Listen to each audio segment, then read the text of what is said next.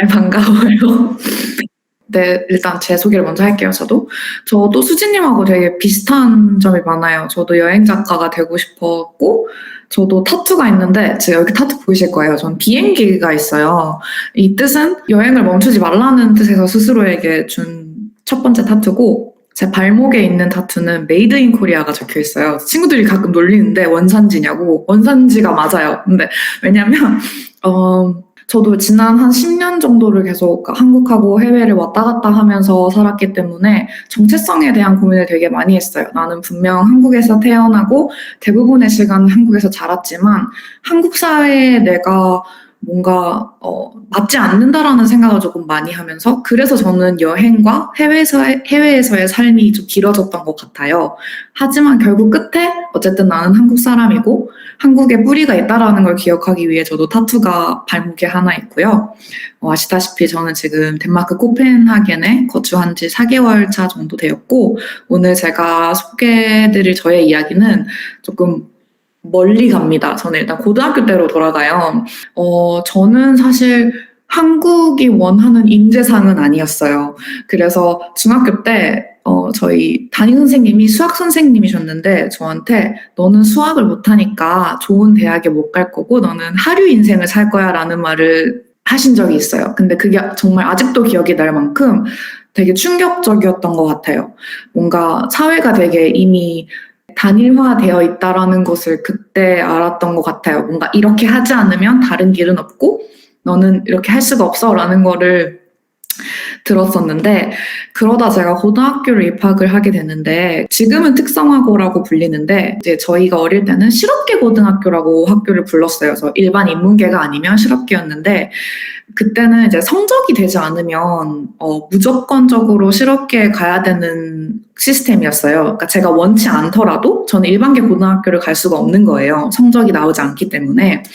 그래서 저는 이제 실업계 고등학교를 가게 됐는데 그때 이제 16살, 17살 때 느꼈던 게, 내 이번 생은 글렀구나라고 생각했어요. 왜냐면 부모님도 저에게, 너는 앞으로 어떻게 살 것이냐라는 질문을 던지셨고, 선생님한테도 너는 수학을 못하고, 너는 좋은 대학에 못 갈 거고, 너는 좋지 않은 인생을 살 거야라는 이야기를 계속 들어왔기 때문에 되게, 좀 패닉 상태였던 것 같아요. 왜 나를 이미 이렇게 실패자로 만들어버리지? 정말 한국은 실패를 용납하지 않는 사회인가라는 생각을 그때부터 했던 것 같아요. 근데 저한테 장점이 하나 있었는데 저는 언어를 되게 좋아하고 잘하는 편이어서 중학교 때부터 고등학교 입학하면서도 영어를 어느 정도 할 수 있는 상태였어요. 마침 그 학교가 특성화고여서 그 국제교류 프로그램이 학교에 있었어요. 그래서 이미 학교를 다니면서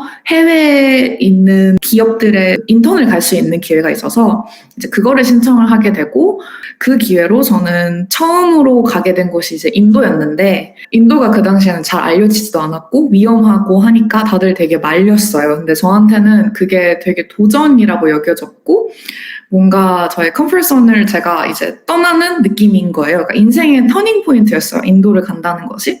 그래서 인도를 다녀왔는데 세상을 보는 눈이 바뀐 거예요. 세상이 이렇게 넓고 많은 나라들이 있고 다양한 사람들이 사는데 나는 왜 이 작은 사회에서 발버둥 치고 있었던 걸까라는 생각을 하면서 인도로 이제 고등학교를 진학을 하게 돼요. 그래서 한국에서 자퇴를 하게 되고 이제 부모님을 쫄라서 아니다 나는 이제 가겠다라고 해서 인도를 갔는데 유학원 사기를 당한 거예요. 그래서 유학원 사기를 당해서 되게 많은 작고 큰 이제 시련들을 겪었어요. 그래서 그 후에 한국에 돌아와서 검정고시를 19살 때 마치고 이제 다시 준비를 해서 인도가 너무 가고 싶은 마음에 인도를 혼자 여행을 하게 돼요. 그래서 한 6개월 정도를 혼자 갔고 다시 인도를 이제 준비를 해서 대학교를 가게 됐는데 사실 인도를 제가 다시 가게 된 거는 인도 자체가 너무 그 나라가 너무 좋아서 가게 되는 거였지 사실 대학교를 왜 가야 되는지를 좀 몰랐어요. 왜냐하면 너무 자연스럽게 우리는 대학을 가야 되고 그래서 좋은 직장을 얻고 그게 뭔가 평균적인 삶이었던 것 같아요. 그래서 그나마 저는 저와 가장 근접하고 제가 공부하고 싶은 분야인 이제 미디어 쪽을 가게 되고 이제 저널리즘을 배우게 돼요. 근데 학교를 다니면서 저는 더 다양한 것들에 관심이 많았어요. 예를 들면 저는 여성 인권 단체에서 이제 인턴을 했었고 그 HIV 포지티브 분들을 돕는 단체에서 일을 또 했었고 아니면 Teach for India라고 되게 국제적으로 많은 그런 NGO인데 그런 곳에서 활동을 하면서 학교보다는 조금 더 그런 실생활에서 여러 가지 경험을 했던 것 같아요. 이제 그러면서 인도에 살고 있는데 그러다가 문득 제가 스스로가 지금 행복한가를 묻게 됐는데 행복하지 않다라는 거를 느끼게 된 거예요. 나는 분명히 인도가 좋고 인도에 뿌리를 내리겠다고 해서 이곳에 왔는데 나는 왜 지금 불행함을 느끼지? 여러 가지 요소들이 있더라고요. 그래서 우연히 이제 책상 정리를 하다가 이제 한 17살, 18살 때 적어놨던 버킷리스트를 보게 된 거예요. 근데 거기 딱 써 있는 거 하나가 세상에서 가장 행복한 나라 덴마크에서 살아보기가 적혀 있더라고요. 근데 저의 가장 큰 장점은 저는 실행력이에요. 저는 한번 뭘 해야겠다 하면 바로 해버리는 성격이라 난 가야겠다. 나는 행복을 찾아야겠다. 되게 터무니없었지만 행복을 찾으러 떠나야겠다라고 이제 부모님께 말씀드려 당연히 이제 안 된다고 하셨죠. 지금 어쨌든 좋은 대학교에 갔고 나는 너가 졸업 후에 뭐 인도에 살아도 좋으니 인도에서 좋은 직장을 가지고 자리를 잡았으면 좋겠다라고 말씀하셨지만 저는 그 당시 그게 너무 싫었어요. 저는 그냥 제가 원하는 삶을 살고 싶었고 부모님께 말씀드린 건 제가 지금부터 어떠한 경제적인 서포트를 받지 않을 테니 저의 인생에 터치하지 말아주세요라는 약속을 하고 인도를 떠나서 일단 한국으로 돌아와서 쓰리잡을 띄었어요. 세계 아르바이트를 하면서 월화수목금토일 아침 10시에서 밤 10시 동안 일을 해서 8개월 만에 1,000만 원을 모아요. 그걸 가지고 2015년 1월에 덴마크에 가게 됩니다. 그래서 일단 저의 행복 여정이 그렇게 시작이 됐어요. 그래서 갔는데 덴마크는 여러 가지 이유로 정말 행복한 나라가 맞더라고요. 그리고 정말 시야가 더 넓어졌어요. 인도가 왼쪽 끝에 있다면 한국은 중간에 있었고 덴마크라는 나라는 오른쪽 끝에 있었어요. 그러니까 저는 이 세 가지를 보면서 세상은 더 넓고 다양하게 살 수 있고 무엇보다 실패를 용납하는 것들에 대한 덴마크의 그런 사회 구조라든지 사람들의 인식, 문화가 저는 굉장히 마음에 들었던 것 같아요.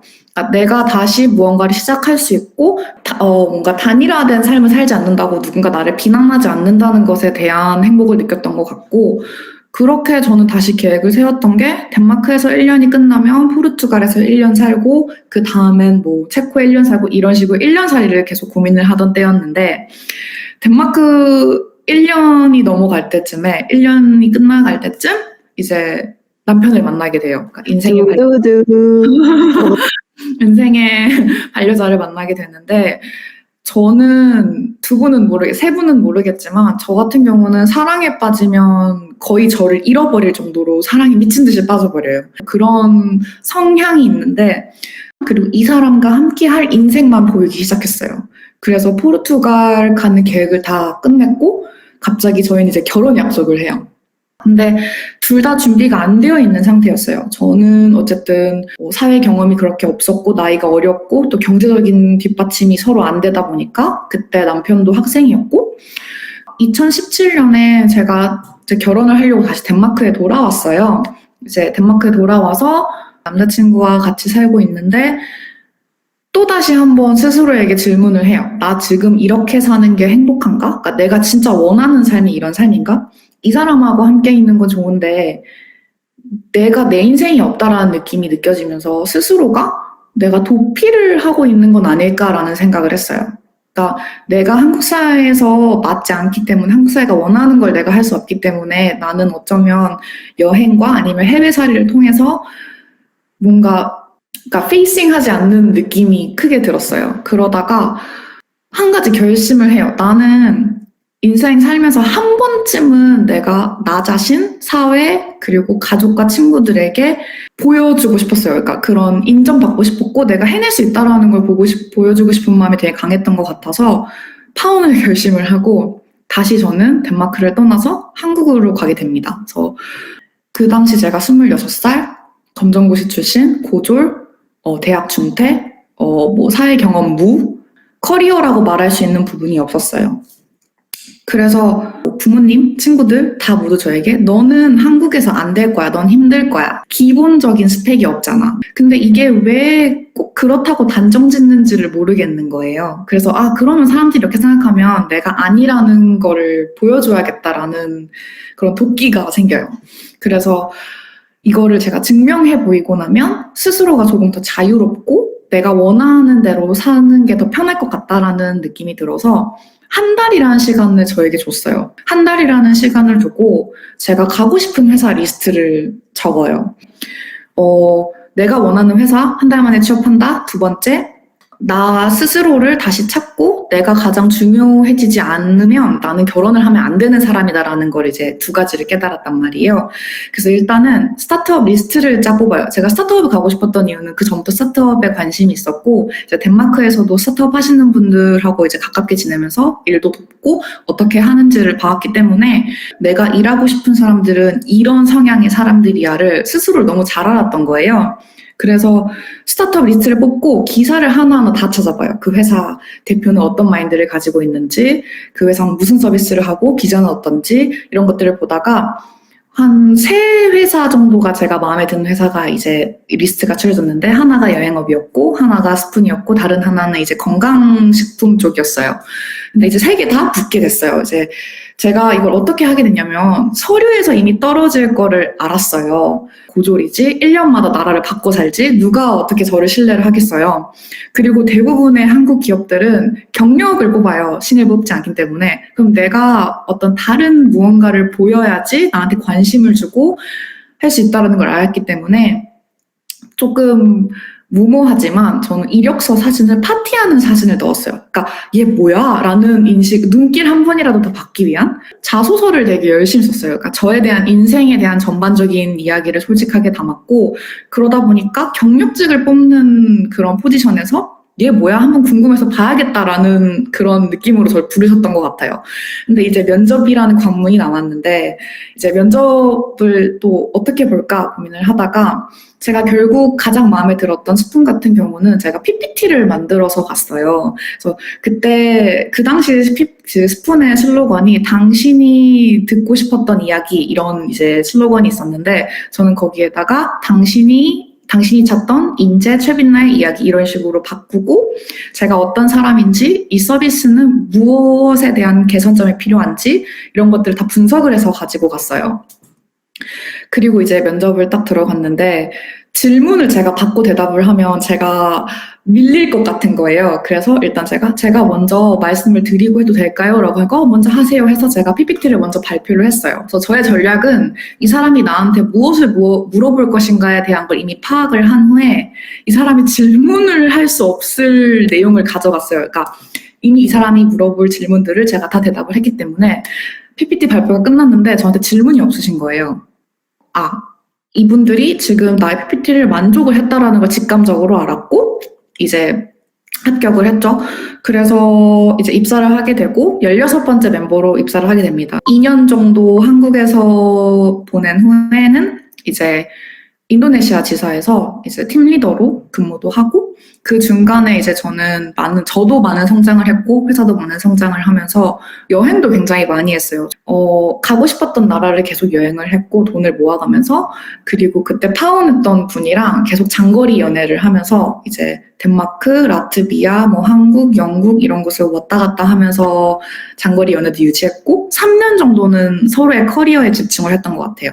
다시 한번 저는 이제 저의 컴포트존 안에 있었죠. 왜냐하면 회사에 3년 정도 다니다 보니까 익숙해졌고 어느 정도 제가 할 수 있는 분야들이 많아졌고 한국에 사는 게 점점 편해지기 시작했어요. 굉장히 편하다고 느꼈지만 동시에 이제 저와 계속 함께 이제 하기로 했던 분과 장거리 연애를 하면서 우리의 미래는 이제 어떻게 될까? 이제 사랑에 대한 이제 숙제를 풀어야 되는 거였어요. 그래서 어떻게 할까 고민을 하다가 지난 3년 동안 제가 지나왔던 이제 과거를 보는데 스스로가 굉장히 많이 성장했다고 느낀 게 지금 내가 누군가와 결혼을 해도 나를 잃지 않을 자신감이 있고 나 스스로를 가장 사랑할 수 있는 준비가 되어 있고 그리고 내가 행복해지기 위해 이 사람하고 있는 게 아니라 나는 스스로 행복하지만 우리가 함께 있을 때 더 행복이 증폭된다는 걸 느꼈기 때문에 이때는 정말 결혼할 때가 됐구나라는 생각을 했던 것 같아요.